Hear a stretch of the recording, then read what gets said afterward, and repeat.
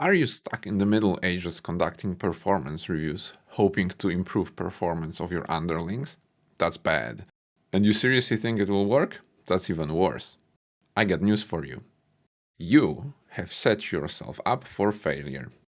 Big time. Let us explore, shall we?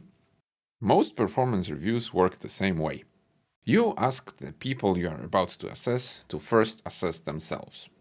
Present them with a set of very objective and easy to understand and quantify criteria like shows good judgment or acts in line with company values. You make it even easier for them and only ask to score on a 1 to 5 scale. Or maybe as an average, above average, below average, and so on. You of course do the same because you are more objective and know better anyway. And that's because you've been doing it forever since last month, when you have been promoted to be a manager.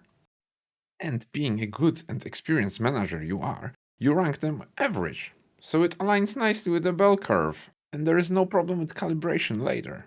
Then it comes the time of confrontation. You compare notes, and it comes out they scored themselves above average. How can that be? The system was supposed to be flawless. I know what you're thinking. It's in the title, right? Illusion of Superiority is the type of bias in which individuals overestimate their abilities, skills, or qualities relative to others. In other words, your underlings tend to believe they are better than average in various areas such as intelligence, judgment, and acting in line with company values. You may know it as Dunning-Kruger effect. It's not the same, but it's close enough. Now, it's your job as a manager to bring them back to earth. Show them who knows better and point out the errors of their ways. Rank them down. Average needs to be average after all. Of course, it has nothing to do with yourself being a victim of the same illusion of superiority. None of that. You've been trained by the HR how to avoid bias. A whole 1 hour session. It became your second nature by now. And so, objectively and subjectively, we end up with an unfair negative performance review. Is there a possibility an unfair feedback could have consequences? Surely not. We wouldn't be doing it to ourselves, right? In 2019, Reflective, a people management platform, shared their findings. 85% of respondents would consider quitting their jobs if they felt their performance review was unfair, with 51% intending to do it in blaze of glory by posting "I quit" video on social media, for example. Nonsense. No one would do that. No one would ever post anything on social media about unfair practices at their company. Just coincidence. I had a recent video about performance reviews related drama in Blizzard. I will link it in the description. In the end, we have lawyers to chase them haters down.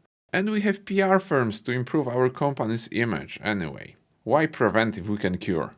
So what are the other benefits we expect of our objective performance reviews? Decreased motivation and self-esteem, because everyone likes to be unfairly criticized or have their efforts not being recognized. Strained relationships? Who cares about relationships at work anyway? Let's not even talk about 35 million spent in working hours for a 10,000 strong organization. Nah, don't mention that. It's not nice. All in all, a massive potential downside, wouldn't you agree? Surely the benefits outweigh the risk. What's the upside then? According to Gallup's study, a whopping 14% of employees strongly agree with their performance reviews inspire them to improve. Who cares about the other 30% for which the performance goes down? Or the rest, for which it makes absolutely no difference at all? Math is just too difficult. But if you do the math, it becomes clear performance reviews are not worth neither the time, nor the money, nor the risks involved. Consider instead an alternative. A continuous feedback and coaching. It has been shown to improve both performance and employee satisfaction. I'll discuss it in a future video.